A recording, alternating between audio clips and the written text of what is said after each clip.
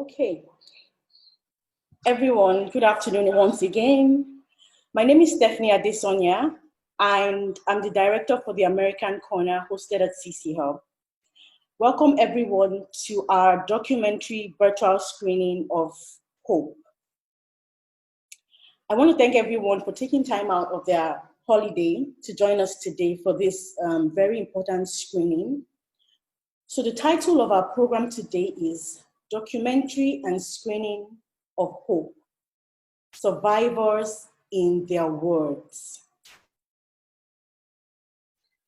We're so excited to have Jillian with us today. Jillian is from the US Consulate in Lagos, and she'll be giving us some opening remarks. But before we go to Jillian, let me just give us a few housekeeping rules. Please ensure that your microphones are muted at all times during this meeting. In any case that you have a question, a comment, please put them in the Zoom chat box. If you have questions as we go along the course of the documentary, please put them in the Zoom chat box. We'll try our best to get to your questions before the end of the program today. Now, with that being said, we're so excited again to have Jillian with us. And I will introduce Jillian right away. So Jillian Etherat is a political officer serving at the US Consulate in Lagos, Nigeria. Her work focuses on human rights, religious freedom, and trafficking in persons, amongst other issues. Jillian has previously served at the US Embassy in Rome, and prior to joining the Department of State, she spent nearly a decade in sub-Saharan Africa on a range of development programs and research initiatives. This includes nearly 5 years with the World Bank, where her work focused on anti-corruption and social accountability in post-conflict settings.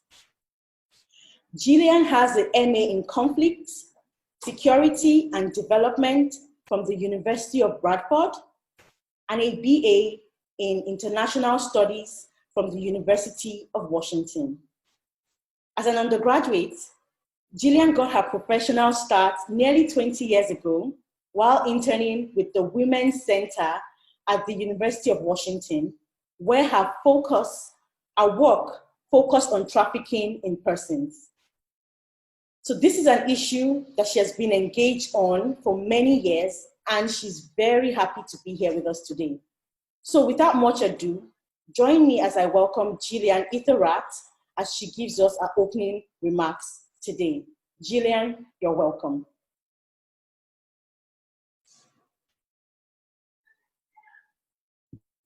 Wonderful. Thank you so much. Good afternoon to everyone who's joined us, and thank you so much for that kind introduction. I wanted to begin by thanking, of course, the directors of the American Spaces at CC Hub Lagos and in JOS for putting together this program, as well as everyone who's joined us virtually today. I do know it's a holiday, so again, an extra huge thank you to everyone who made time to join this event. Trafficking in persons is a global challenge, and it impacts the lives and livelihoods of nearly 25 million people around the world. Those are people whose rights are violated every day and who don't have the same freedom that we all have. Traffickers prey upon the most vulnerable people and look for opportunities to exploit them. Unfortunately, as we're all going through this COVID-19 pandemic, we recognize that it has resulted in additional instability and, for many people, lack of access to critical services. This means that the number of people vulnerable to exploitation by traffickers is growing. The implications of the pandemic have magnified the need for all stakeholders to work together in this fight against trafficking more now than ever before. Throughout our history, the United States has stood in defense of human rights, and today remains steadfast in declaring that there's never an excuse or a time for human trafficking to continue. Together, we must all take bold action in order to bring the reforms that are necessary to stop trafficking. In January, President Trump hosted a White House summit on human trafficking and signed an executive order to combat human trafficking and online child exploitation in the United States. This administration has dedicated nearly $500 million to the global fight against sex and labor trafficking. And today, we're here together to continue this good work. The US government is committed to combating this form of modern-day slavery through what we call the 3 Ps. Those are prevention, protection, and prosecution. By prevention, we think of things like public awareness, outreach, education, and advocacy campaigns. In terms of protection, we look at providing support to victims of trafficking by providing shelters as well as health, psychological, legal, and vocational services. Prosecution, which is critical for victims to see justice, also helps serve as a deterrent. In this field, we support a variety of activities, including providing training and technical assistance for law enforcement officials, such as police, prosecutors, and judges. One of the strongest indications of our commitment is the annual Trafficking in Persons report, what we call the TIP report. This year marks the 20th year that the United States has put together the TIP report, and it's really, I can speak from personal experience, a very major undertaking globally. Many American Foreign Service officers, as well as our locally employed staff, help us with this TIP report, as well as an entire office in Washington, D.C. dedicated to this effort. The TIP report collects information from countries around the world on their government's efforts to combat human trafficking, and it serves as one of the most comprehensive resources of governmental anti-trafficking efforts and reflects the US government's commitment to global leadership on this key human rights and law enforcement issue. It also serves as one of the key diplomatic tools that we use to engage foreign governments on TIP issues, and it helps arm governments around the world with the data that they need to increase the prosecution of traffickers, provide victim-centered and trauma-informed protection for victims of trafficking, and hopefully to prevent this crime altogether. This year's report documented the Nigerian government's significant efforts to combat trafficking in persons. Some of these efforts that were documented included training government officials, raising public awareness, establishing new anti-trafficking task forces in both Borno and Ekiti states, using new technology to enhance collection of victim testimony, for example, collecting victim testimony by video. And we also documented and noted the successful prosecution of 3 government officials who were complicit in human trafficking, a really notable achievement. While the United States commends both the federal and state governments for what they have done so far, we would also encourage them to do more in order to meet the minimum standards for the elimination of trafficking in persons. In particular, more efforts are needed to stop the exploitation of internally displaced peoples, as well as to ensure criminal accountability for sex trafficking of IDPs, so internally displaced people, as well as for the past recruitment and use of child soldiers. Combating trafficking in persons requires a whole of society approach and a whole of government approach. What do we mean by this? It means that all of the ministries, departments, and agencies in the government need to work hand in hand in order to collectively combat trafficking in persons. Just as an example, in the United States, we have what's called the President's Interagency Task Force to monitor and combat trafficking in persons. That task force brings together 15 of our most important federal agencies, including the Department of Defense, the Department of Justice, as well as the Department of State, amongst many other agencies. And together, we're able to work, collectively to deal with this crisis. And it also means a whole of society approach. What does that mean? It means that everyone, including all of us here today, also need to work to combat trafficking. That includes the private sector, NGOs, academia, religious institutions, and individual citizens. It is my hope that the discussions that follow the film screening today will help lead to this action. In conclusion, I want to thank you again for joining us today, and I want to encourage you to utilize the American spaces located throughout Nigeria as places to network and learn. Thank you to everyone as well who's contributed to this program. I know it will be a great success. Have a great day. Thank you. Thank you so much, Jillian, for your wonderful opening remarks. We really appreciate you taking your time out to be here with us today. And I would say personally, I've taken a lot of key learnings already from your remarks. And one thing that has stuck out to me is the fact that you said we all need to collectively work together to combat trafficking in persons. And that means that every one of us, everyone on this call, everyone listening in, needs to work together to collectively combat trafficking in Nigeria. and around the world generally. So thank you so much again, Gillian, for that. We appreciate you being here with us today, and we thank the US mission in Nigeria, especially the US consulate, for their constant support and unwavering support for American spaces in Nigeria. So thank you, Gillian. So moving on, I'll run through a brief agenda for what we have today. So first, I would introduce the executive producer and director for this documentary that we're screening here today. She's also here with us, so I would introduce her briefly, and then I will give a brief synopsis of what the documentary we're going to be viewing is all about, after which we'll go right away into viewing the documentary. So let me introduce the producer and executive director of this movie. Her name is Tobore Ovuorie. Now, Ms. Tobore has a lot of awards and accomplishments.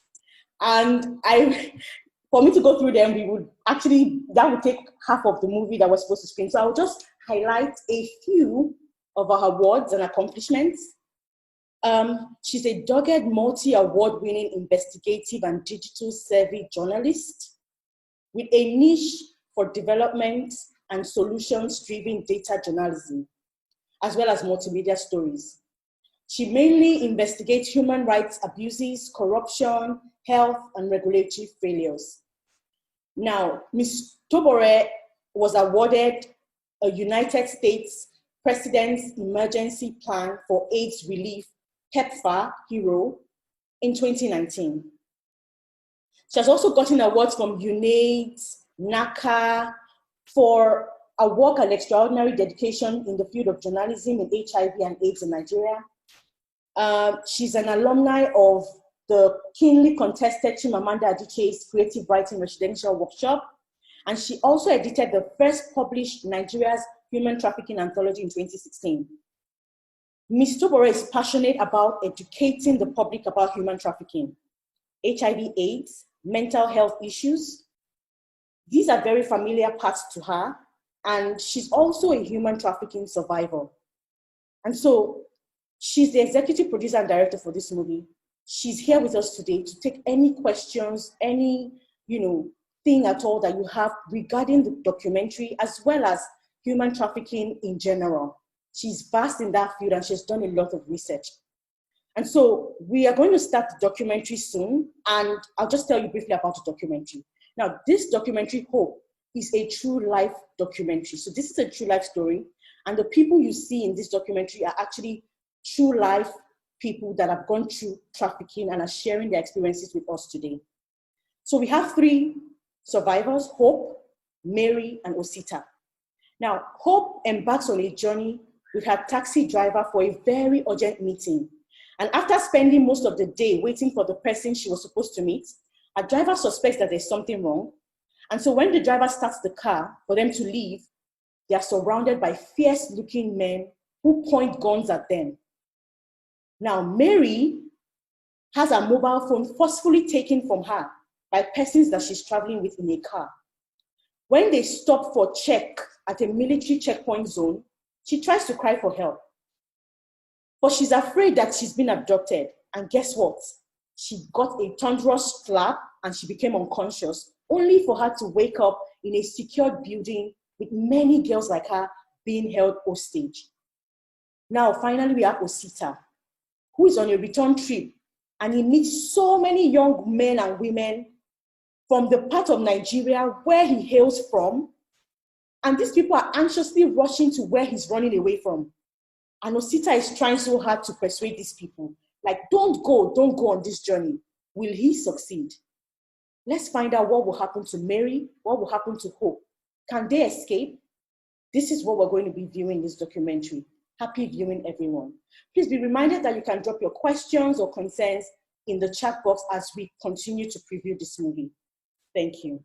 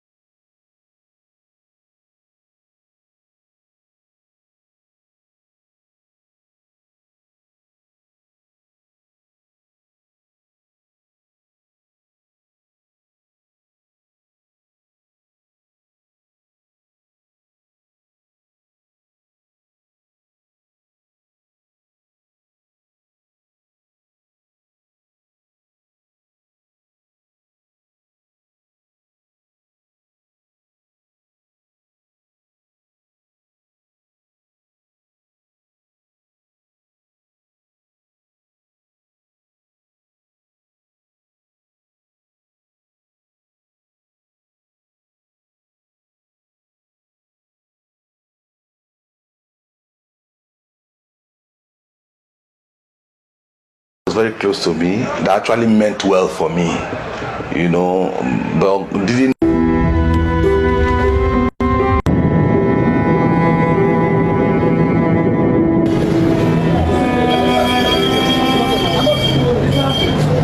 Yeah, once upon a time in my life, after I graduated from the university and looked for a job, that was 2003, 2004, so let's say about 15 years ago, I was frustrated in this country.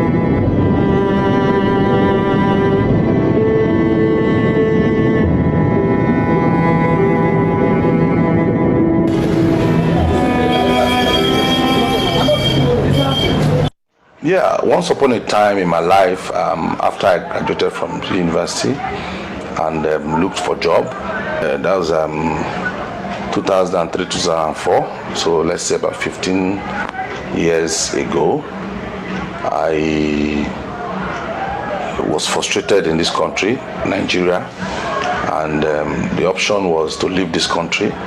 Someone who was very close to me, that actually meant well for me, you know, but didn't know that it was going to turn out to be like that. You know, he volunteered to help me, paid, you know, through him, we paid for the, we got the visa, you know, he brought the package for me, that is the passport and everything for me. And when I got to the airport, at the point of getting my boarding pass, I was told by someone that is attending to me at the British terminal that I should wait for the British High Commission. I said, what? I don't have any business with the British High Commission. That was where the whole thing started from. And if not for the assistance of some security agents around that even helped to, you know, confirm that one, there was a problem and that I should leave, maybe I would have been in trouble because it's an offense the other way around. You know. And I couldn't even, and you can find out that a lot of people are involved in that racketing. You know, there was the time some officers were even involved, that they're going to come and clear me, that a lot of people travel like that, and, you know, that was the story. You know. But due to the desperation, and I had made up my mind I was going to leave this country, I was still not comfortable where I was. The issue was that I didn't even go back home because I had lost a lot of hope, and I was looking for alternative. I had complained to my relatives, my sisters and friends around. They were consoling me, don't worry, you can still make it. You know, but it was so fast that within 24 hours, I got an option. And the option was that there are a lot of people who want to leave this country, that they are waiting, that they are going to Spain, that they're going to get to Morocco, and they're going to pick them with flight, you know. And being that I was desperate at my state that time, I was ready for anything, you know, and my one was to leave this country. Yeah, I knew someone there. She's a sister to my friend. It was my friend that introduced me to her. That was 2015, and that was when I went there. Only to move down from Lagos to Asaba. Getting there, saw some persons actually they were waiting to travel. They said they were waiting for me. So I was able to quickly mop up, get some of the funds that I've already paid. You know, they gave me some part of it, and I left to Asaba. Got to there. They said they were waiting for me. I said, okay, that we are leaving soon. They said, what kind of journey? They said, well, that we are leaving is going to be, we're going to enjoy it. It's only to find myself in Kano with them. And we started hearing that somebody was going to carry us, somebody was going to take us, that we should cooperate, we should be our brother's keepers. You know, when I became... If you can help me unmute Tobore, any of the co-hosts, she's here and she will be giving us, you know, just some insights about the documentary, the process of making it, and, you know, what she went through and all of that. So if you have questions, please let's quickly drop the questions for her, and she will take them. Also, you know, we have a brief panel discussion session, and like my like the keynote speaker mentioned, this is a collaboration between the American Corner hosted at CC Hub and the American Corner in Jos. And so I have my colleague here with us today, Judith Thierry. She's the director for the American Space in Jos. And Judith will be moderating the second aspect of this program, which is the discussion aspect. And so Judith will be introducing the panel speakers, the panelists, and those people are ready and available to take any questions you may have. They are experts in this area of trafficking, human rights, and girls, sexual assault, and all of those things. So please direct all your questions in the Zoom chat box. Make sure you put them. I can see so many people saying a lot of things. They're speechless. It's an enlightenment and you're lost for words. I completely understand, but I just hope that the aim of this program has not been defeated. So yesterday was World Day Against Trafficking in Persons, and we decided to do this program together with the American Corner Jos to create advocacy and, you know, to create awareness about this issue of trafficking. There's so much going on, and we cannot turn a blind eye. We need to put it out there that this is happening and make people aware. And so that is why we have this. So it's good that, you know, you are awestruck or that you are speechless. Just let it sink in and make sure that you learn something at least and you take away something from today's program. So if we have questions for Tobore, please put it in the chat box.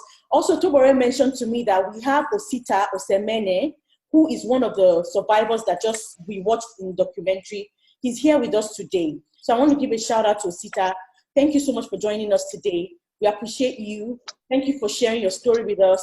We have learned a lot. And thank you again for joining us today. So let's see, do we have questions?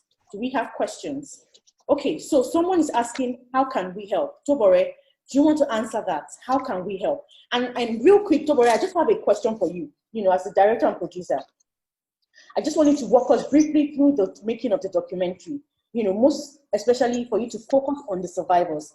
Now, how easy was it for you to get them to share their experience? Because I know we had a mental coach on the documentary that mentioned something about, you know, them going through a lot and them not actually being able to overcome completely and not being normal.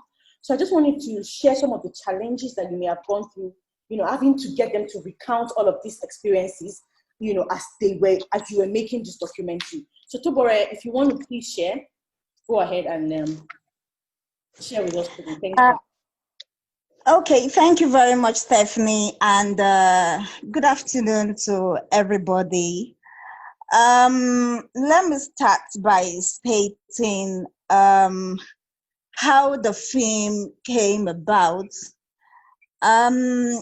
Before the film came about, there had been the film. I would want to put it that way, because some years back when I was an undergraduate, I lost a very close friend to trafficking. She subsequently passed on, and that's what really got me interested in anything and everything trafficking. And in 2013, in the course of my work, when I had to go undercover, just wanting to find out the process of persons being trafficked out of Nigeria, I eventually got involved with a very terrible syndicate and things headed south. But luckily, I was able to escape at the border that's between Nigeria and the Republic of Benin. But of course, it left me with so much emotional and mental scars. But that's by the wayside. So when there was entry, there was a call for entry by the Wole Soyinka Center for Investigative Journalism on migration, for a migration fellowship training that will lead to a fellowship. I applied for it. And there was a pitching session, and this particular training was in conjunction with UNESCO. And there was a pitching session. I simply pitched a story, and there was a competition in Abuja office, and one for UNESCO Dakar, Senegal.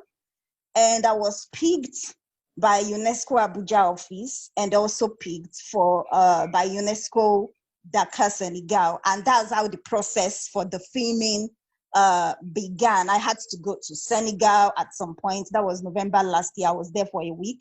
UNESCO Dakar, Senegal was actually responsible for my trip training, and we had other sessions together. And it's supposed to be a multimedia story and a 20-minute documentary, but during post-production, I saw that fusing everybody's story into 20 minutes will not make sense. And I had over 30 hours of footages. And the video editor, graciously, I have very wonderful people working with me. Oh, lest I forget, 2 of them are presently online with us. That's Joseph Jeshenru. Hello, Joseph. And Oluwayemisi Onodipe. Thanks so much for being a part of the production. They dedicated a whole lot. While the remaining filming crew members, they are at a location at the moment. That's why they can't be with us today. They are filming elsewhere. Getting the survivors. I have known Osita. And I met Mary when we both had to speak last year. Yes, last year. It was a documentary film festival organized by the US Consulate. That's how I met Mary. Then I met Hope on Facebook. She got in touch with me. That was, I think, was it last year or 2018? She had issues and she got in touch with me. And when I went through her profile, I saw, I noted, okay, when we got talking, that was when she opened up that she had been trafficked before. She needed certain help. And there is no one that gets into my inbox, particularly a woman who needs help and I turn away. No. A woman going through abuse or having been trafficked is a very familiar path to me because I'm equally a survivor. So when they end up in my inbox or somebody refers them to me, I don't say no. I know what it's like to struggle, to live with a deep cut which people don't see. But you are simply nursing the cut alone and by yourself because society remains judgmental. During the filming, it was quite emotional. And that explains the reason why we had to place, during post-production, we had to place a music underlay. It was quite emotional. There were times we had to stop recording, particularly for the 2 young women. There were times we had to stop recording for them to catch their breath. And you know, when you are talking at a pace and you stop and you're going to resume, except you're a professional speaker, there would be a drop in your voice. It was quite emotional. And we had to stop, allow them breathe, then we continue again. And when it came to the recording of the survivors, I ensured I didn't have all the crew members. It was just certain crew members. And the ones I considered, everyone is important. But recording survivors and their vulnerable moments, it's not everybody that should be there. Because a whole lot can and could happen. So I had to respect their dignity. I had to respect their vulnerability. And for every phase of the production, even post-production, I had to carry them along. I had to do that. If at a point, one of them had told me, see, I can't pull this through anymore, and the person had told me, I want to drop out, that means the whole of that person's footages, I would have had to drop the footages. I have to respect their dignity. I have to respect their emotions, their sensibilities. I have to respect everything about them. Because embarking on such journey alone is enough to break one emotionally, mentally. It's enough to break one's self-esteem. And that is why I keep saying, when one undergoes this and is back, luckily returns by special intervention or whatsoever, they have to undergo therapy. The first question I asked Hope when we got talking was, have you undergone therapy? Have you undergone therapy? That was the question I had to ask Hope. Mary has undergone therapy. Osita has been through a whole lot, and now himself, he helps others to heal. He helps others to heal. Hello? Yes, go ahead, Tobore. If you could please just wrap up, and then yes. Okay. Yes. The filming process, it was quite emotional. That's what I would say as a wrap. Yeah. Oh, okay. Okay. Thank you so much, Tobore, for sharing that with us. And so we don't have a lot of time left, so I will just hand over to my colleague in JUS, Judith, who will introduce the other panelists, and they can briefly introduce what they do and then have questions and answers before we go today. Thank you so much, everyone. Judith, over to you. Hello, everyone. Good afternoon. Thank you so much for joining this wonderful program and for staying this long. We know it's data and your time, even especially on a public holiday like this. We sincerely appreciate your time. Without wasting much of your time, I would like to introduce 4 of our panelists who will tell us a little bit about what they do with regard to human trafficking, and they could also respond to some of the questions already in the chat box. So without any particular order, I'll start with Ketura Sharma. She is the founder of Girls Education Mission International.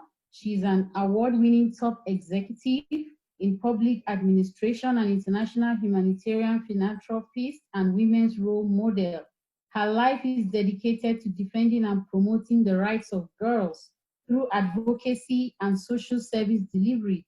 She has undergone training on civil society management by Yali Regional Leadership Center, Accra in Ghana.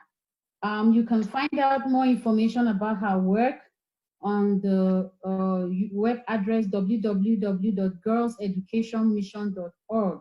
I'll type the web address in the chat box for us to make further reference. Our second panelist is Kaneng Rampam. She's a she's a market development, media, and strategic communications consultant. She is also a child rights advocate and founder of Kaneng Rampam Foundation for Education and Migration Awareness. She's also the Plateau State Coordinator for the Network Against Child Trafficking, Abuse, and Labor. Our third panelist is Blessing Aziz, and she narrowly escaped being trafficked as a teenager. Since 2014, she has worked via NICAC and through her nonprofit organization known as Holistic Resilience General, where she works closely with survivors of human trafficking on a global level. Aziz's master's thesis focused on human trafficking survivors in South Africa. Our fourth and last panelist is Samuel Okorie.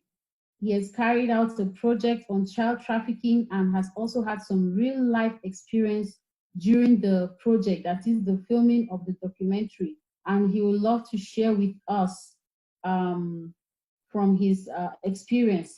So we'd like to hear from you, Shama. Can we kindly unmute Shama to give us a brief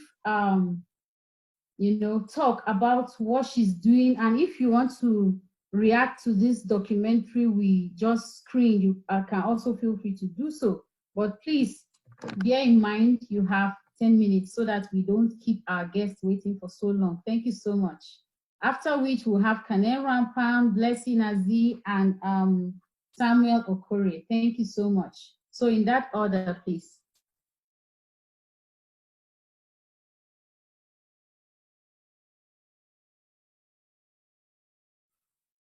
Is Shama unmuted?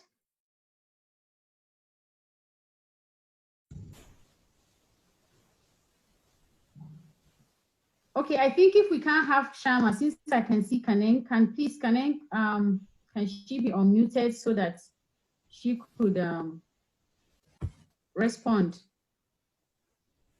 and share with us? I think Shama is Okay, Shama. unmuted, so she can go ahead and speak. Okay. Yeah, hello, can you hear me? Yes, we can.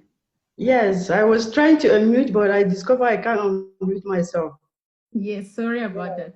Yeah, thank you very much for the opportunity. Actually, I was speechless. The way I was staring at Hope, Mary, and Osita, wow. I was just praying within my heart. I said, may God save us from these situations.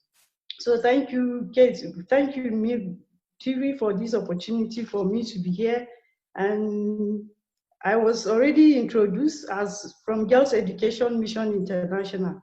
But I think most of the things I would want to say are also in line with what they have already shared.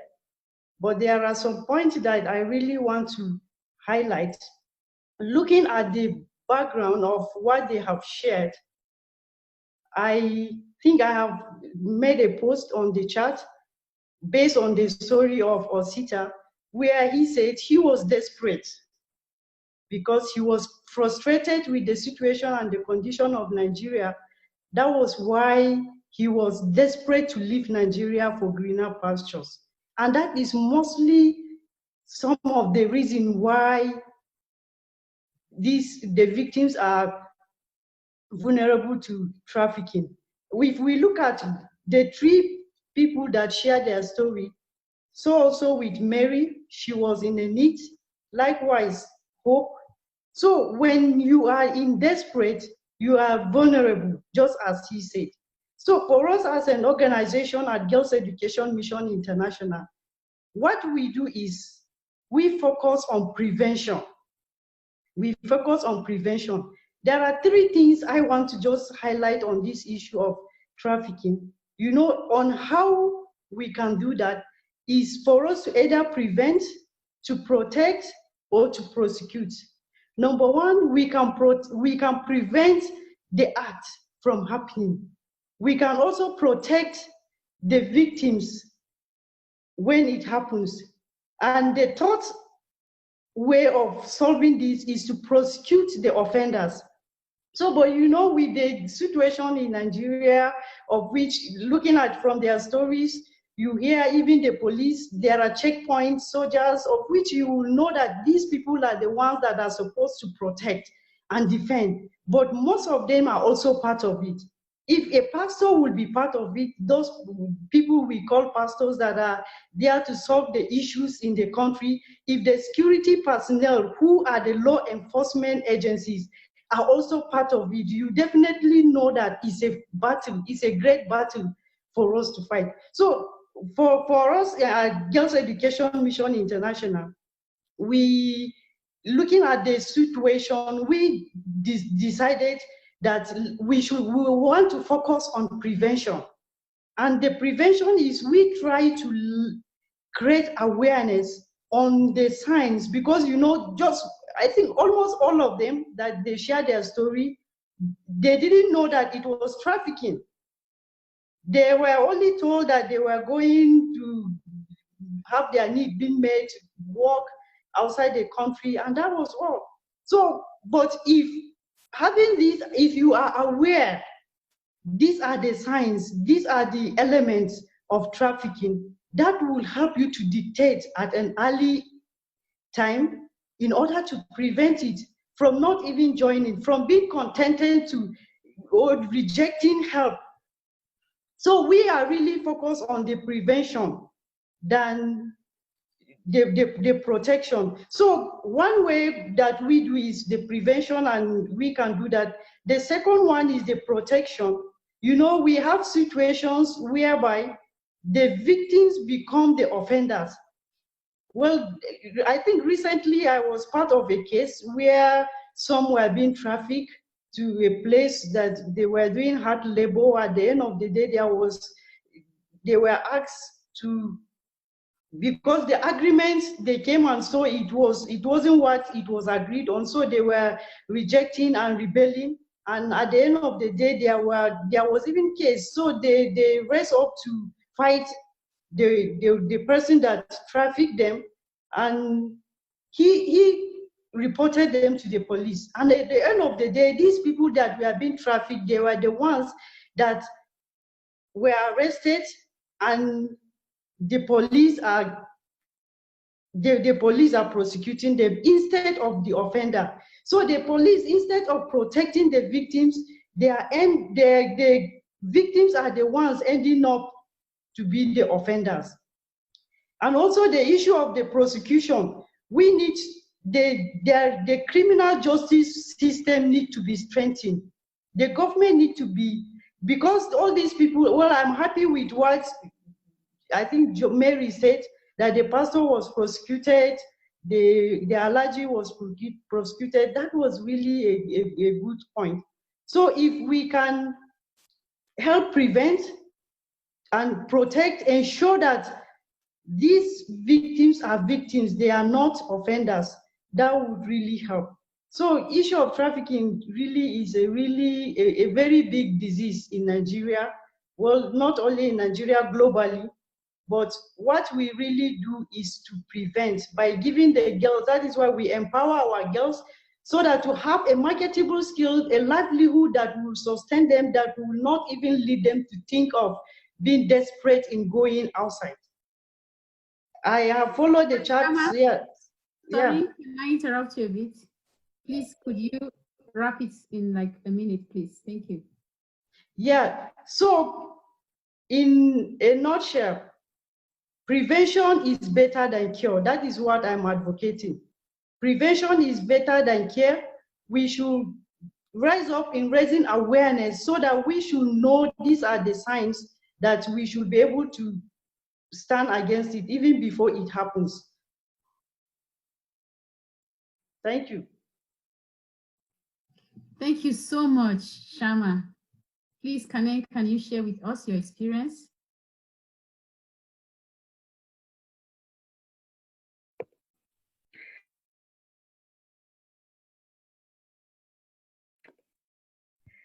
Okay, I hope I'm unmuted now.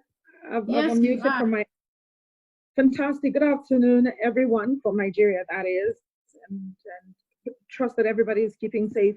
My name is Kaneng Rangpam. I am the Executive Director and Team Lead of the Kaneng Rangpam Foundation for Education and Migration Awareness. I was a one-time project manager for the media campaign against human trafficking. A lot of people who know me don't know this, but I was almost a victim of trafficking myself in my early days. There are different forms of trafficking, and there are times that people willingly get trafficked. There's also something called smuggling of migrants, and that was where I almost fell victim. But of course, there were people who were going to profit from it. Many years ago, back in Lagos, we were three friends who were made an offer to pay a token and be taken to Liberia and be airlifted from Liberia to the US. And I don't know how, well, there was this allure for, oh, you can go there and, it's a greener pasture, a different environment, and you can practice your profession. Our other friend was actually a medical doctor, then was in his residency back then. So we said, okay, so we just go to Liberia, then we can be taken to the US and we can be integrated into society. Of course, young people, late teens, early 20s, didn't know so much about life. And our worldview was, a certain way. And we're told, oh yes, but we needed to pay a certain token to get there. Of course, then we didn't know, this was many years ago, that was human trafficking or even the smuggling of migrants, that people willingly go to another country or another space. So eventually we were told, actually, if we get to Liberia, we were going to take on other identities. So that was the eye-opener for us. Even back then, that was an eye-opener. Why would I'm already in a certain profession. I believe I'm even respected, and I have built a career. Why can't I go as myself? So that was when we raised questions. And a friend who says, I'm already a medical doctor, take on another identity and be nobody. And that was when we did a 360. Well, fast forward over 20 years ahead, I found myself with a very dear friend and colleague, Anne Abok, who I consider a mentor in this area, who was in South Africa, traveled to Netherlands, did some training, and was doing some field work, and discovered there were African girls, some of them Nigerian girls, who were showcased in show glasses as prostitutes, the way you see mannequins. Some of them were actually stark naked, and people would basically just pick the ones they wanted right off the street. And that was also an aha moment for her and another colleague, Treasure Duro Dola. So they came back to Nigeria and said, we need to do something about it. I had grown quite a bit in the media. And she said, and I had started development work. She said, let's put heads together. We need to use the media, create sensitization and change things around, because we saw really scary stuff. Well, fast forward a couple of years, we went for trainings with Deutsche Welle Academy in investigative journalism, and actually carried out real life investigations in Nigeria and Germany, using Benin as our case study, producing documentaries, and we discovered more gory realities. A lot of what the respondents and participants in Tobore's documentary said are absolutely true. We also encountered a lot of these real life stories, and it became a passion for me. Combining with whatever else I was doing, I felt we need to act fast. And we began to unearth more of the dynamic of how the world of human trafficking happens. And we came up with one thing: we are all vulnerable. We've met journalists who've been trafficked. Now, trafficking is basically the movement of an individual from point A to B for the purposes of exploitation. It doesn't matter the age, race, or creed. So if you're deceived to go somewhere as a professional or whatever it is, and somebody is profiting from it, is trafficking. If you send your daughter or your son, even if they're above 18, to go and work in Lagos or in Libya or whatever part of the world or country, and you are collecting the money, that is trafficking. And we realize that, of course, the government has been very responsive, reviewing the laws, setting up maps. We never had a law against human trafficking, because Nigeria, probably 30 years ago, didn't have this crisis, a pandemic of people migrating out of the country irregularly or illegally. So we find individuals who just want a better life and say, I want to go to another country, and somebody facilitates that process, and that's smuggling. We realize that a lot of people do not even know that they are complicit in trafficking, or they're traffickers used by other traffickers to lure other people. And they think, oh, you're just helping me get a house help, and I will pay her and give you a commission. And it seems like, oh, I'm just like a job agency. But the decay is even deeper. We've had teenagers who sell one another. We've had 3 young ladies from Plateau who are hooked on drugs, who go to Abuja, and at a point in time, 2 of them came back and just told the parents of the third that she was dead. That is trafficking, really. They basically sold their friend and made money, and of course she's dead. We don't know the other details. They're not even in a good frame of mind to be able to extract good information. And they were caught when they decided to sell their own children.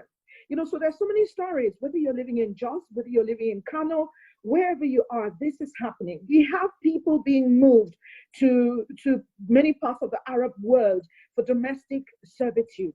And they get there, but they are enslaved by the people who facilitate this process for them from Nigeria. And they collect different things and have to, apart from paying commissions, that could be 70% of their salaries. That's enslavement and entrapment.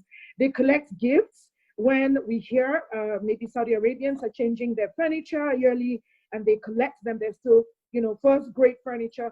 These facilitators, AKA traffickers from Nigeria, say this particular thing is called Gumamo Maka. They say that belongs to me. So we realize human trafficking cuts across race, ethnicity, or religion. So we have to do something about it. What we at the KRP Foundation for Migration and Education and Migration Awareness decided to do is a lot of prevention, because prevention is better than cure.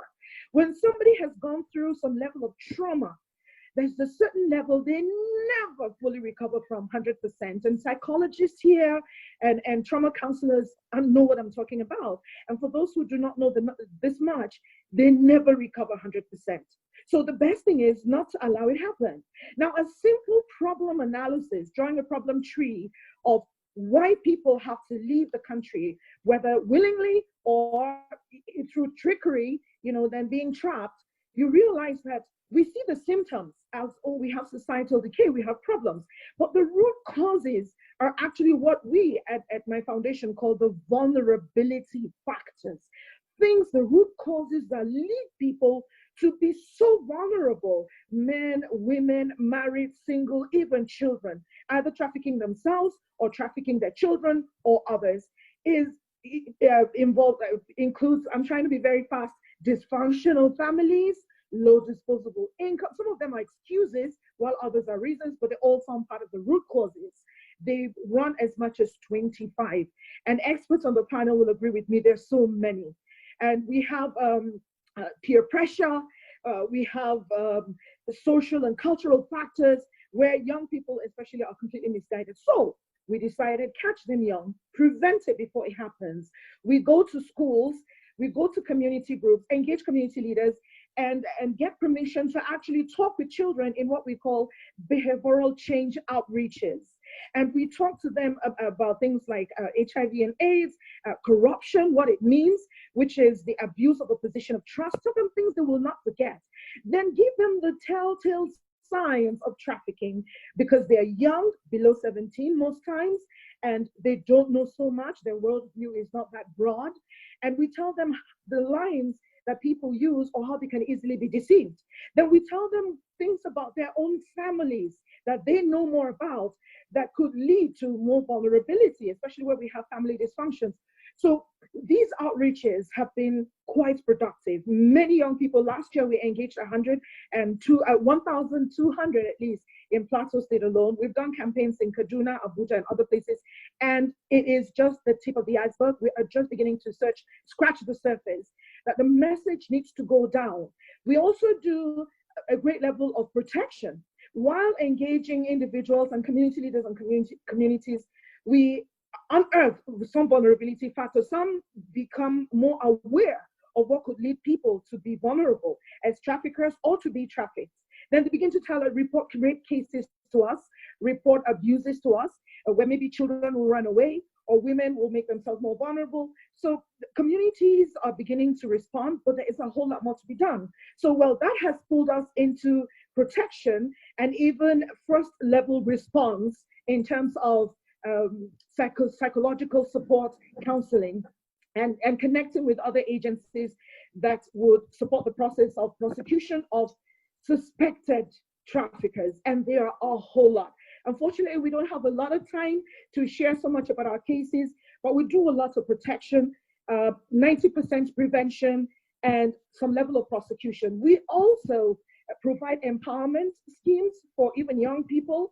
We share real life stories of even 13-year-olds who are otherwise economically engaged and are earning money. We tell young people about things they can do with 0 naira, businesses they can do with just talent, making hair, car wash, little things like that, or businesses they could start with 100 naira or 200 naira, and share testimonies of people we have empowered with 3,000 naira seed money, and they've engaged in food vendor businesses and turned them into 30,000 monthly income businesses. And some of them are now grossing even 100,000 daily in business. So young people begin to look inwards, because truly we have to fix the economy. The economy is a big part of even the vulnerability factors we're trying to address. So what we can do, because government cannot do everything alone, is to begin to engage all other stakeholders, especially the young people we're trying to protect, so that they do not end up on the road to Libya or Lampedusa or drown somewhere, or even locally become prostitutes or slaves in Abuja or Lagos or Kano or other cities. So we tell them, don't go this route. This is how you recognize when there's danger, and begin to think there are things you can do on your own, even if you're from a family that doesn't have a lot of disposable income. You can change that. And it's through our workshops, we introduce them to logical thinking skills. Sorry, hello. Yes, Turi. I know you're unstoppable. I'm so sorry. I have to stop you. So it's sorry. Fine. Your stories are so compelling. I'm so sorry. I believe we are going to connect on. Say something real quick. Okay. Yes. So everyone, we completely apologize. We're running, over time. It's 4:17. This program was supposed to end at 4. We scheduled 2 to 4 p.m. So please, if you have to go, we recommend that you please leave. If it's possible, just leave the call. We will have a recording of this. So we're going to keep on having this conversation, and we're going to answer all the questions that have come up in the chat box. But because we respect your time so much, we just want to announce that if you have to leave the call, please you can, but you can you can view this video again at your spare time on Facebook. So we will put our Facebook page in the comments at American Spaces NG. And so please, you can go watch a replay, and then you can catch up on the parts that you're going to miss if you have to leave the call. But if you don't have to leave, please, you're welcome to stay with us and continue even as we answer your questions that have come up in the comments. So Judith, over to you again. I'm sorry to interrupt. No, it's fine. Kaneng and Shama, they are just phenomenal women. And I mean, even our next speaker, all 3 women, incidentally, I'm very familiar with them. I know them and I know their work. So I just couldn't help it but stop both Shama and Ketura so that we can have blessings share with us. So please don't be angry. Thank you so much for understanding. And please, our next speaker is Blessing Aziz. And before she speaks, I just want to highlight one thing both Shama and Ketura said.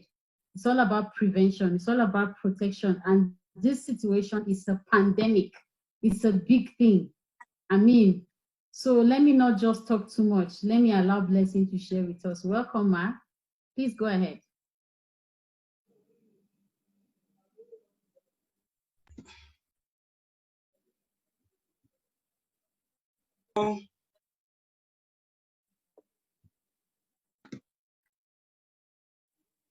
Okay, thank you very much for giving me the privilege to share this. I'm going to be straight to the point, but I will focus more on resilience because that is what I actually picked up most in the testimony of those survivors of human trafficking.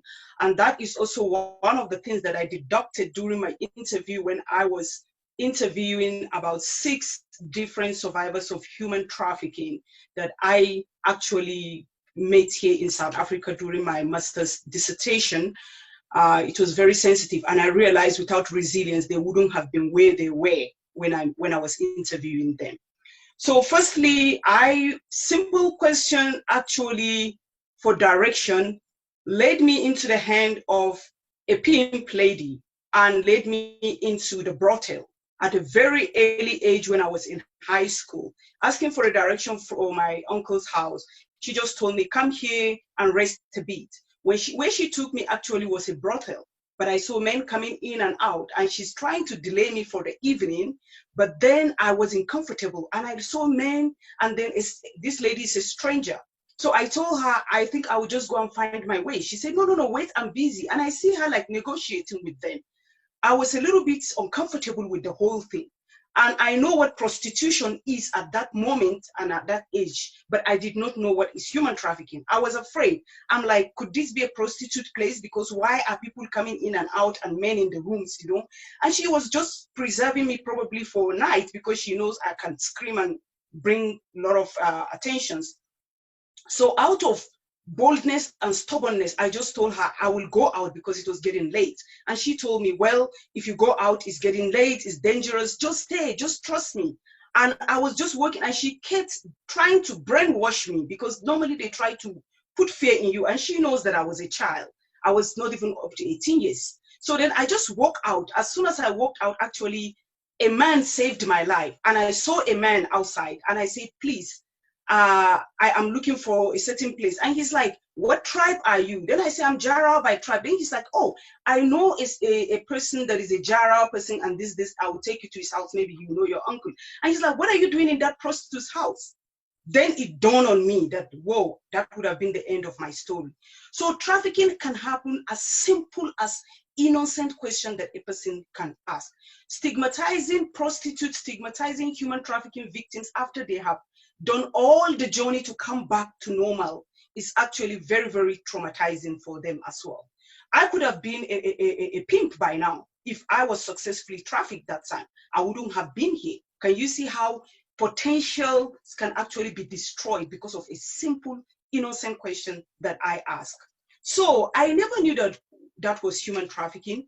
So I was studying psychology my first year. So we were given assignment to do research on human trafficking, and we started doing it.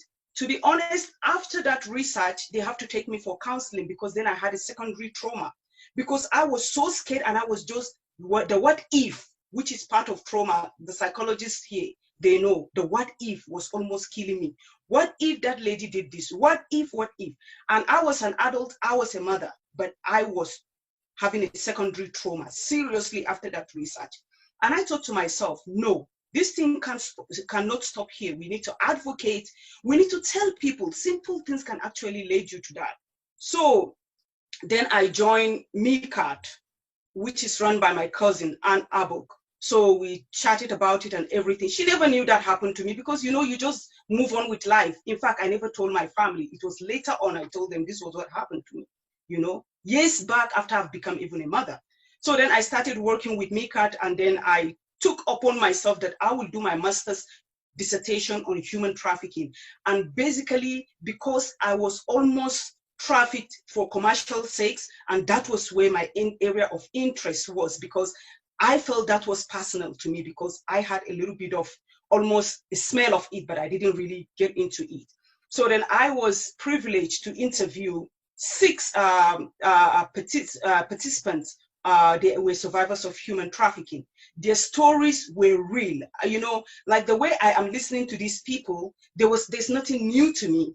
Because for me, I have interviewed 6 of them, and they were all from different countries, from different races. And their story is always almost similar. You know, they have a lot of psychological issues because of, from the process of the human trafficking.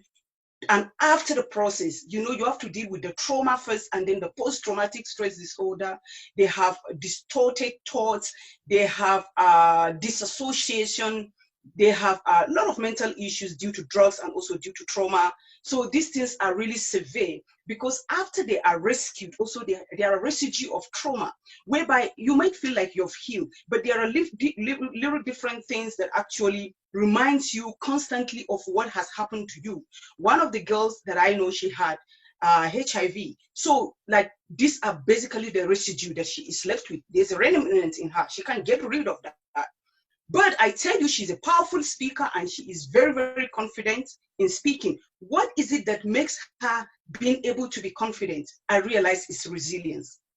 So also with part of some of the stories that have happened in my personal life, which is not part of human trafficking, that is basically personal challenges, I come up with this a model called MEP Coherent Strategy for Resilience. MEP stands for mental resilience, emotional resilience, psychological resilience, physical resilience, social resilience, and spiritual resilience. So if you are not holistically resilient, you will not be able to survive this. Because first of all, let's start with the adversaries that these people started. They have a psychological adversary because it was very, very challenging. Their mind was messed up, their thought was messed up, their action was messed up. Completely, they were brainwashed in their mind. Their emotions were hurt, they were raped, there's anger, there's pain. So this is also emotional thing that you really need to be resilient. When the emotions come to you, how do you handle it? You need to pamper your emotion, and you need to identify your emotion. Where is it coming from? Is it coming from the pain? Is it coming from the anger? So you need to get that also on track.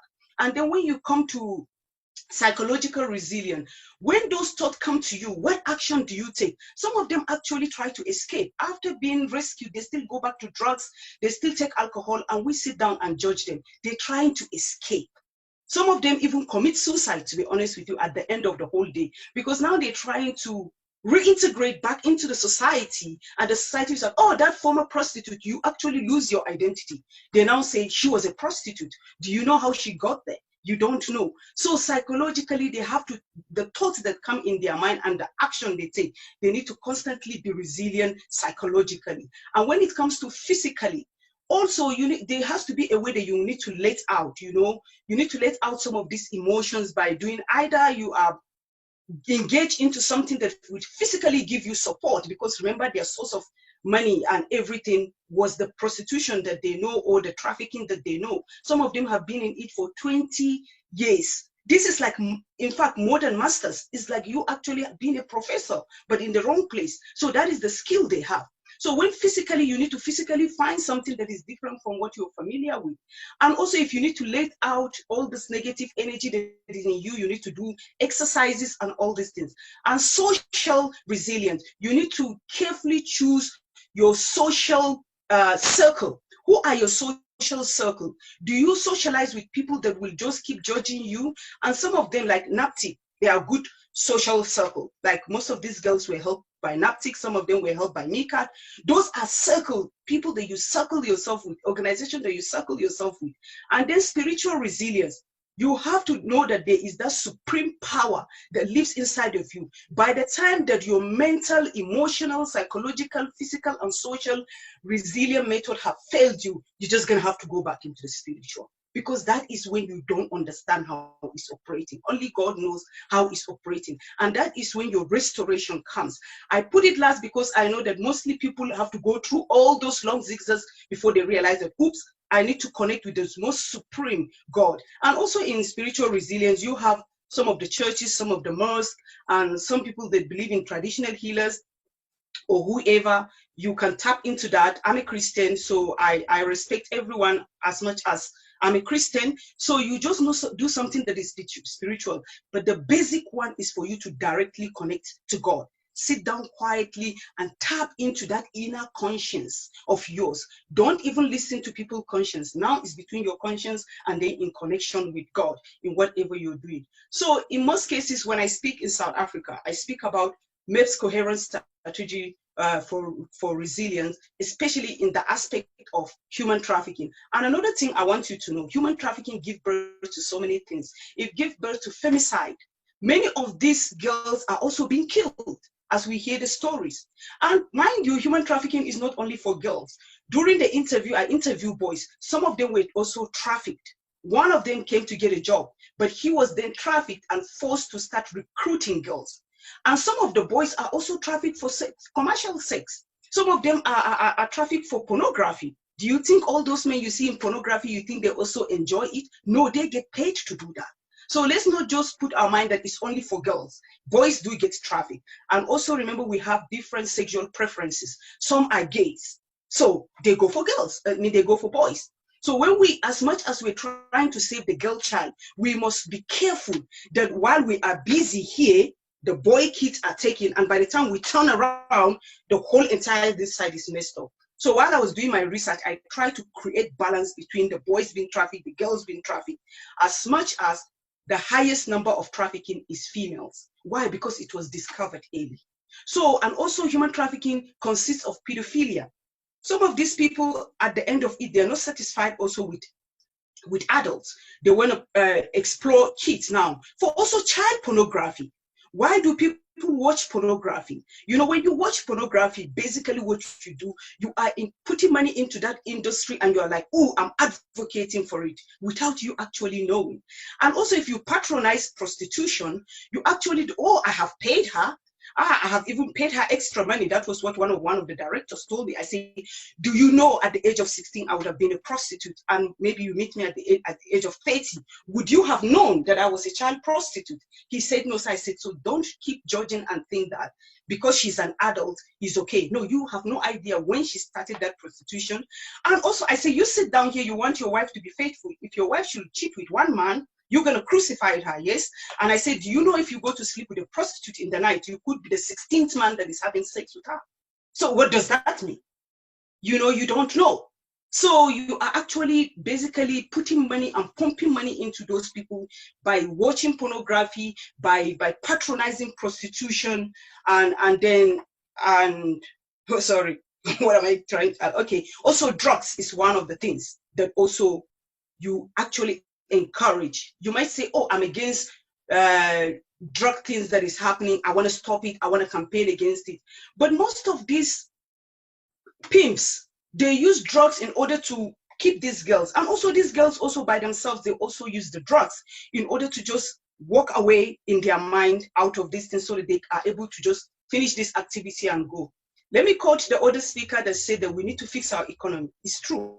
That is just the answer. We just need to fix our economy. Because look at it.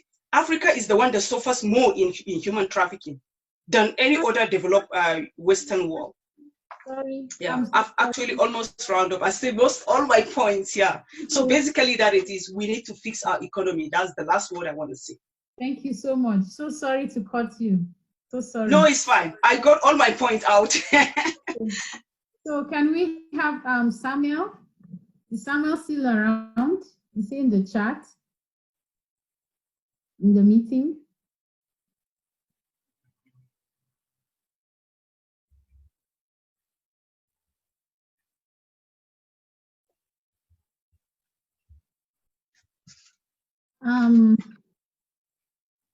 I think we should just go ahead and take questions if he's not here. I'll search and see, but yeah, let's just go ahead and take questions from the chat box. Okay.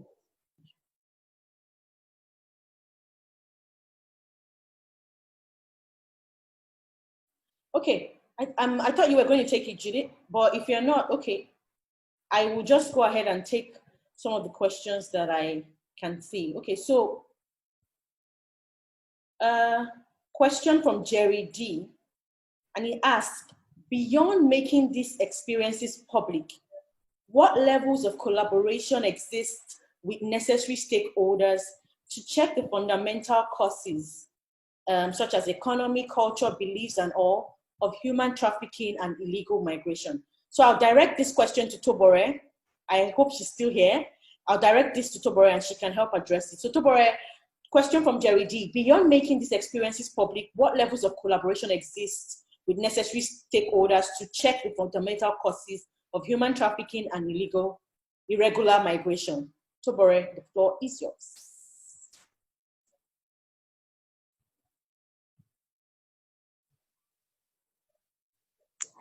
Okay, Stephanie, thank you very much for that question. I will go direct by saying our gathering here today is one of such connections. American Corner, CC Hub Lagos, American Space, Jos Nigeria, then I, and every other of the beautiful speakers, beautiful collaboration. So when we have every other person in Nigeria doing this, I believe the gospel, according to curbing human trafficking and stopping human trafficking, if possible, will happen. It's not until the government gets involved in everything. It is beautiful for government to be involved. We must also hold the government accountable. However, the question I would want to ask, who is the government? We are the government.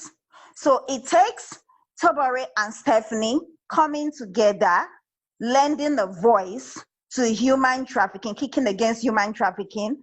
It takes Blessing Aya Hodgson and Canon, every other person's coming together. This is also collaboration. And it also takes UNESCO, Nigeria, UNESCO, Dakar, Senegal, picking some young journalists from different parts of Africa to have investigations into human trafficking. And in my case, I decided, okay, it's going to be multimedia story. That is still collaboration via the media. So the very great way to kick against human trafficking is different Nigerians, different persons, not only in Nigeria, across the world. In your little space, do something. Lend a voice. These beautiful women who have spoken today, they are lending their voices. Awesome collaboration. Please, the next question. One question was asked by Priye Loretta, but I think it has been answered. She said, how do we minimize the intention to even embark on this journey? And I think severally... I would want to reply. I would want to answer that. Okay.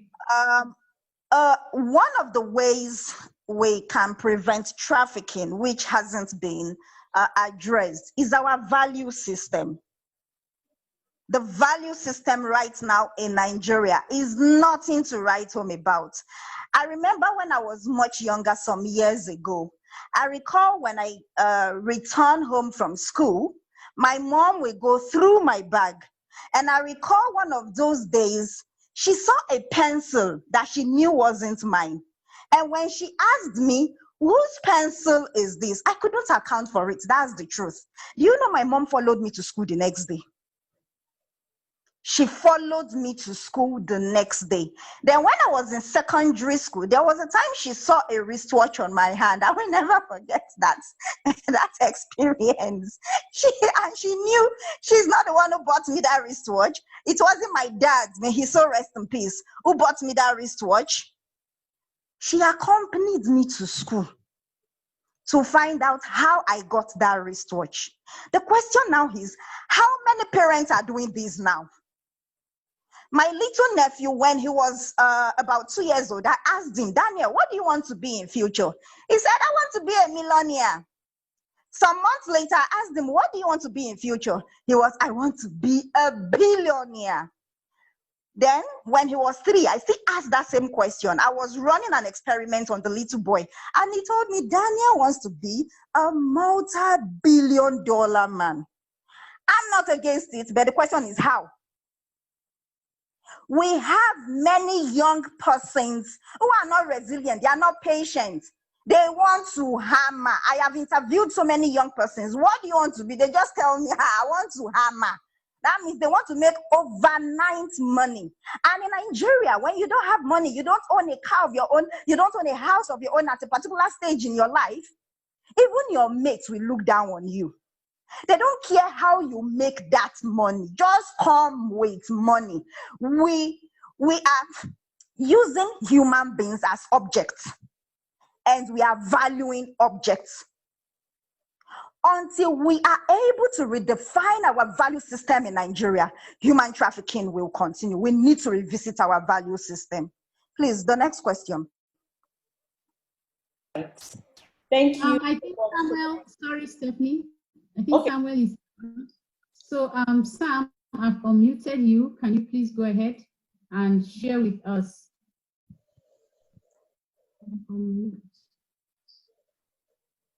Okay, so good day, everybody. Can you hear me? We can. Yes, we can. Yes, we can. Okay, so sorry about that. I've been on, so I was trying to get my mic unmuted, but I couldn't do that because I needed to be unmuted from the other end. So I'm Ambassador Samuel Ovuorie. I'm a Nigerian, and I'm a social justice advocate for women and children, community development expert, and digital tech expert, and also a climate activist. So basically, we've done some work on trafficking against the girl child. And then before now, I've been thinking about the girls I do see on the street. That was what really led to that project. Each morning I wake up, I look around, I see young girls hawking, basically more selling kerosene, selling akara, selling bread, selling pap. And then I also was more observant to see also the kind of things they're using to sell, which is more identical. So it's more like this set of group of people often carry a red bucket in hawking this particular product. This other set carries a blue bucket in hawking this particular product. So that really was a drive for me. And then I got to know that most of these persons are not living with their parents, that is first of all. And then most of them too don't even have an idea what they are going to do when they come out from their mother's house. So we carried out a project on girl child trafficking. I don't know if I can share my screen, if possible. So we're not going to be able to allow you to share your screen, unfortunately, Samuel. And we would like that you please wrap up. We still have some questions to attend to, and we need to go. We're way beyond our time limit. So please wrap up. We'd like to move on with the program. Thank you. All right, so we reached out to over 600 girls in 5 different secondary schools, educating them about child trafficking, because that is where we need to start from if we really want to correct this whole impression about child trafficking and the rest. It's not all about the desperation that is making them do these things, but if only they can have the idea about trafficking and also what to do about it, especially from that tender age. So somebody was talking about resilience, and I feel resilience has to do with from the underground, telling them from the root that this is what they are going to tell your parents, and this is where they're going to take you to. And then we also have to see too that some of them have been already abused because they are not staying with their parents, and then some of them are already testing HIV positive, which are kids in secondary schools. So what we try doing is then we got them connected with them social welfare services and social workers, and also the Ministry of Women Affairs in the state. And then we also distributed some sanitary materials to them.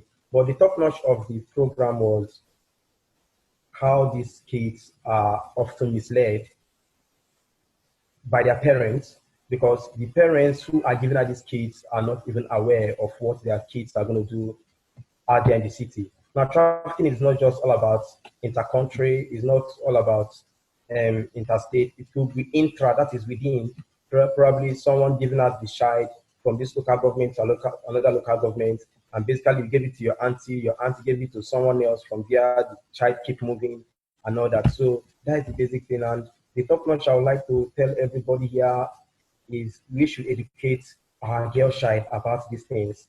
No matter how little they are, we should tell them about these things, because if we don't tell them, they're going to learn it in the hard way. And when they learn it in the hard way, it's going to be a traumatizing event for them.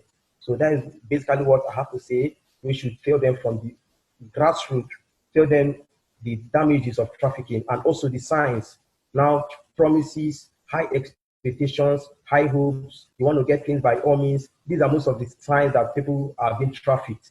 Let's say you want to get a phone by all means, and someone comes to your mom to say, okay, bring your daughter to the city, we'll put time in a good school, we give her phone, we give everything she needs and all that. The woman gives it out, and the daughter goes to the city. Some don't even have access to school.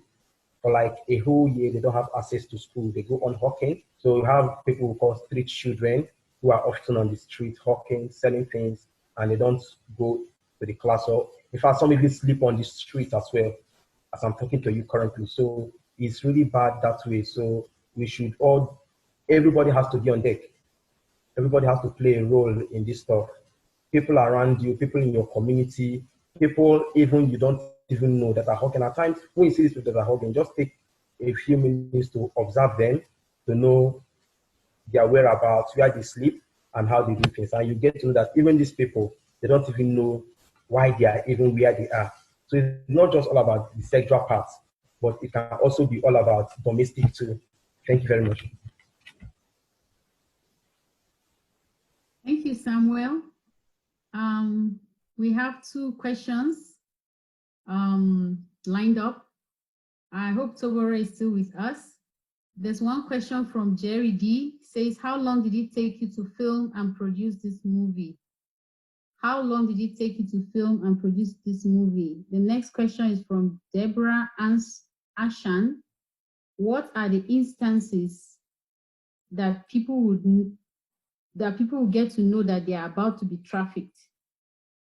I also think our panelists responded to these questions, but I don't know if you can quickly tell us the first question from Jerry D, and then how people can know that they are being trafficked. Thank you.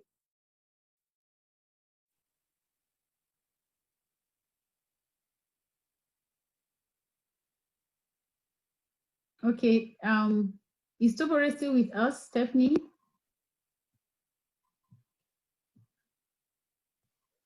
Okay. Mm-hmm. Yeah, I was waiting for my mic to be unmuted. So with regards to the first question, I would say the planning of the story actually started August 2019. And I went to the field,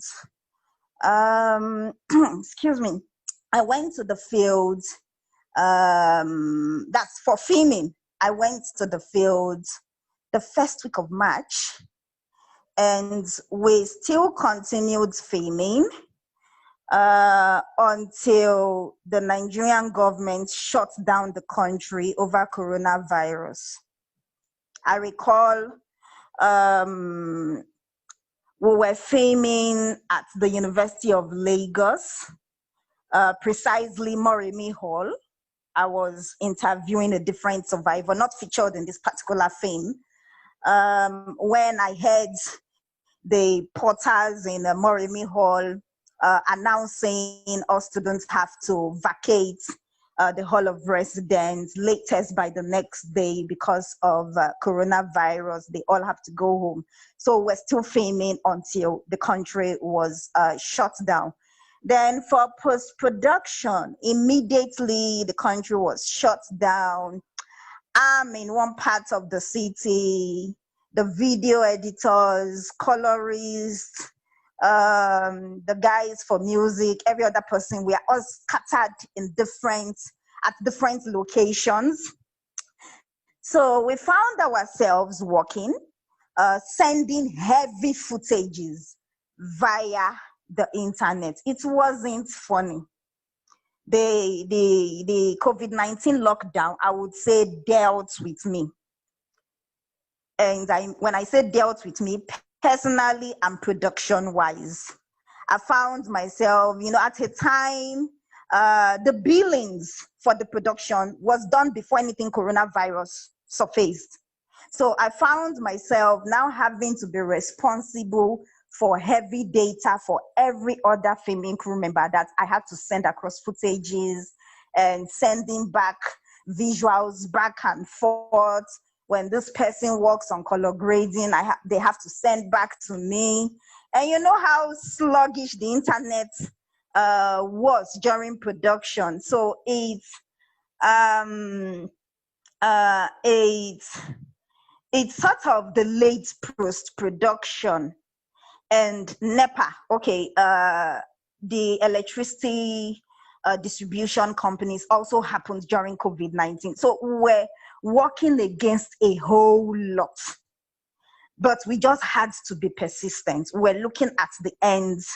The end of the tunnel. Let's get to the end of the tunnel. I would say producing the film was quite challenging. COVID-19 happened, a whole lot happened. But maybe because of I have been working for quite a long while with the filming crew, and we have been able to develop great friendship and relationship. Maybe if we hadn't had that great relationship, possibly everything would have fallen apart. That's the truth. So the filming, these films started August 2019, and we're able to pull it through, I think that was the first week of May. Yes, the first week of May.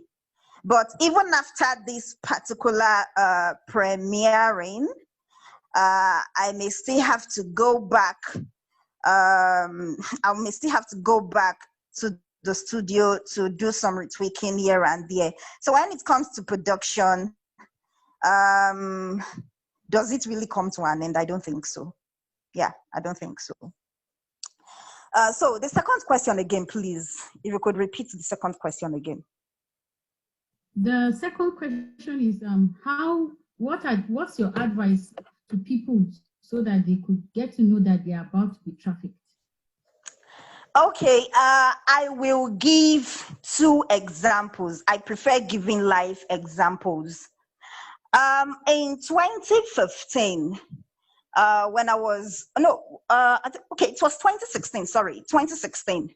I have had to train some students and teachers of a particular school. I wouldn't want to mention the name of the school. I should respect their privacy. Of a particular school in Lagos, one of these hinterlands in Lagos. And one of the teachers that I actually told will have to attend to the kids on my behalf and refer them to me If someone had told me she was a virgin, I would have believed. She was this very Christian type, very dedicated. And the next thing was the principal one day got in touch with me, sent me a message. I was then in Abuja when he sent me a message. When I read the message, he was asking me, how can I know if somebody has been trafficked? So I called him back immediately and I asked him, who are you suspecting has been trafficked? He told me to answer the question first. So I was, okay, how has the person been behaving of late? That's if the person has not yet left. Has he or she been sort of withdrawn, secretive, acting unusual? If the person used to be very lively and all of a sudden the person is acting funny and you've started, if the person is very young, let's say not yet an adult, and you're beginning to see strange gifts with the person that cannot be accounted for, let's say somebody from a very humble background, all of a sudden starts wearing expensive jewelries, stuffs that cannot be accounted for, then you need to place your eyes, you need to watch out for this person. Then, are you beginning, are there noticeable marks? It was then he simply opened up to me that, see, it is so person. I was what? Your teacher? And he told me, indeed, she was acting funny. They all attended the wedding and she was offish. She was offish. She was not herself. She appeared distant, but she was not ready or able to open up to anyone. Then he started noticing she was becoming absent in school. Lo and behold, he no longer saw her. And by the time he got in touch with the mom was her brother in America sent for her. This young lady does not have anybody outside the country. She does not even own an international passport. It is the last child in the family that started opening up to the principal, who is my friend. That CEO, even our mom, she is praying and crying in the house. No one has heard from her sister. And they opened up to me exactly what had transpired. She had been trafficked.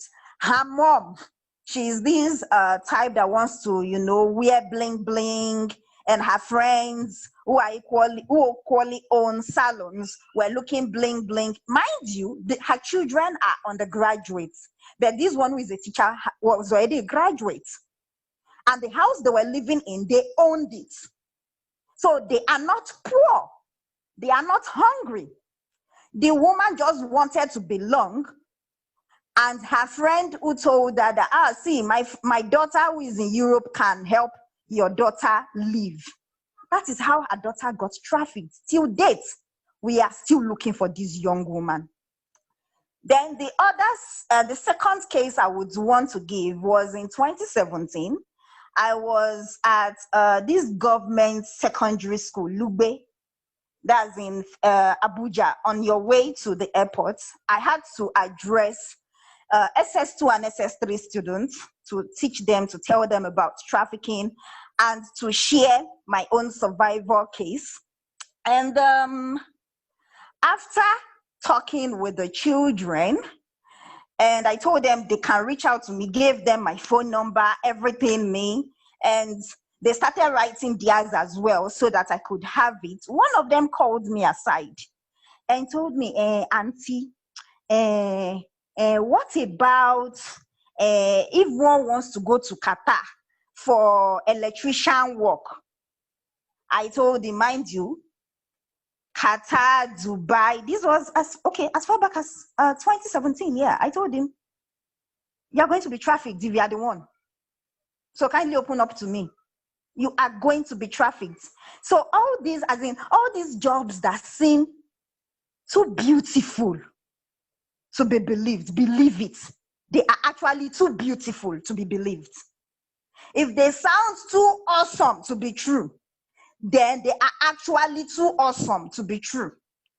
He then told me he's a science student, and his uncle has seen how he's very good at electrical work. They are simply waiting for him to finish his SSC exams. And he said they've already gotten passport for me. Young man, don't go. And I want to meet this your uncle. Don't go. Your uncle is about to sell you.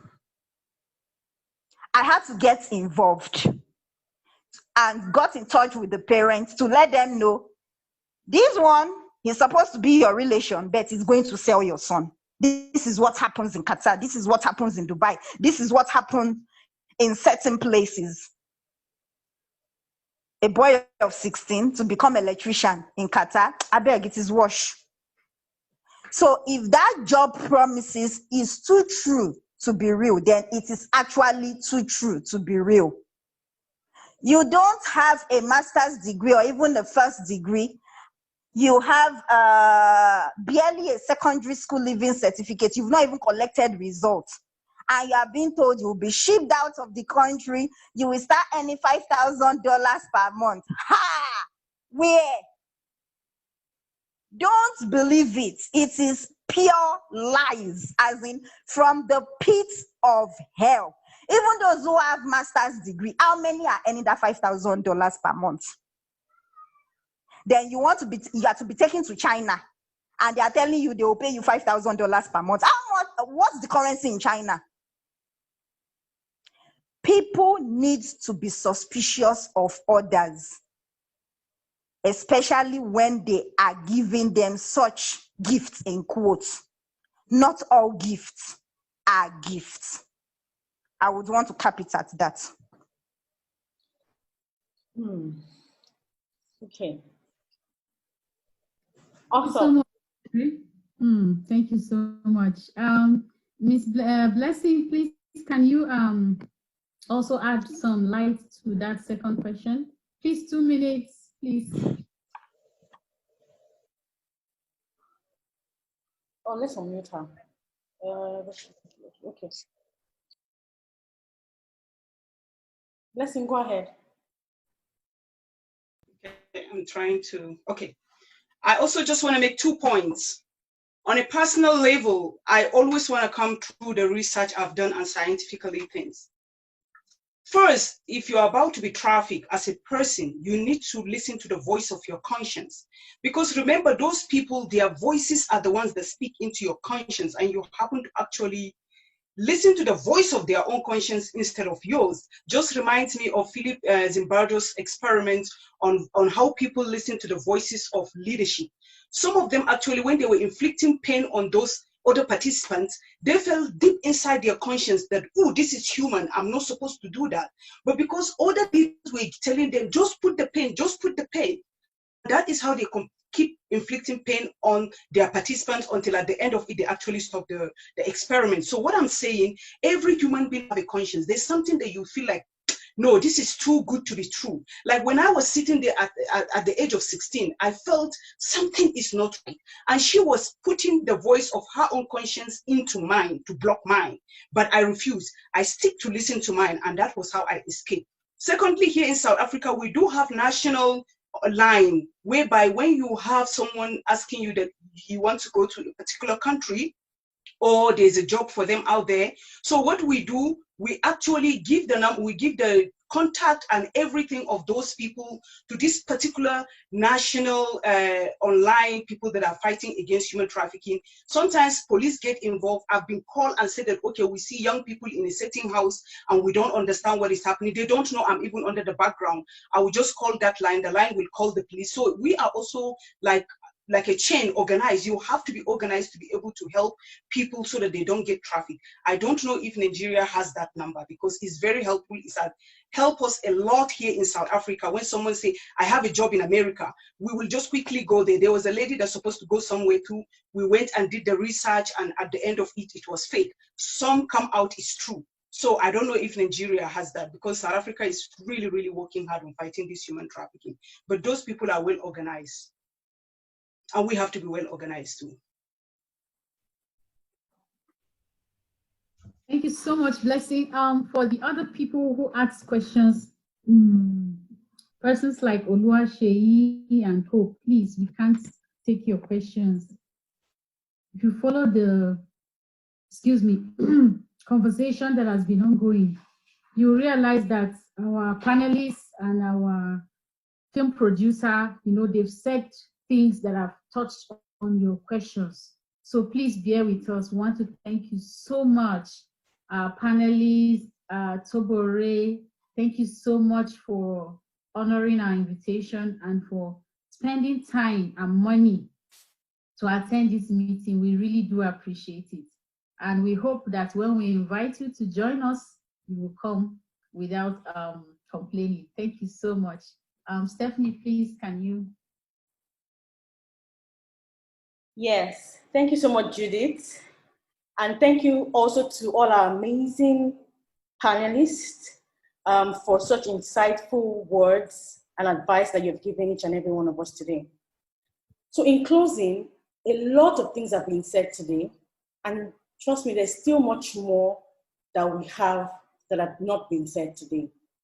But a few things that I would note, and I'll remind everybody of is that one, we are all vulnerable. The fact that it hasn't happened to us now does not mean that in the near future, things can change. Let's always keep that at the back of our minds. Another thing is we all have to collectively combat trafficking in persons. So either we do public awareness, advocacy, campaigns, let's all ensure that we keep these conversations going and we make sure that, we combat trafficking in persons in our own ways as much as we can. Now, for those of you that still want to watch the documentary or you want to watch this session again, this video will be uploaded to our Facebook page at American Spaces NG. So please, you can visit our Facebook page and watch the video, share with your friends, share on your Facebook pages as well, and let people know, about human trafficking, about what we've discussed, and about steps that they can take as well, to prevent trafficking. So we're enjoying you to please. And also, Tobore has mentioned, who's our producer, she also has this video, the complete video, on all her social media pages. Just go search for Tobore Ovuorie Productions on YouTube, on Facebook, and on Instagram. I'm sure you will find it there and you'll be able to view the video. So we premiered it first. We have seen it first. We're the first to have seen it, but now it's open and anyone, I believe, can have access to it. So please visit her page and you can view the documentary, share with friends, and let us keep sharing and keep enlightening people about trafficking. Now, I want to appreciate everybody for staying back and watching and staying and listening to the conversations. Thank you all so much. We look forward to having you again for any of our programs. You're all welcome to attend. But I'll end with this statement from the United States Secretary of State, Michael R. Pompeo. And this statement was seen in the documentary at the end. He said, and I quote, "We take these stories to heart. We use them as fuel to motivate us to action as we work together to end human trafficking once and for all." So from us at the American Corner hosted at CCO, thank you again for joining us. We look forward to having you again in any of our programs. Have a wonderful rest of your holiday and weekend. Thank you so much. Bye, everyone. Bye, everyone. Bye.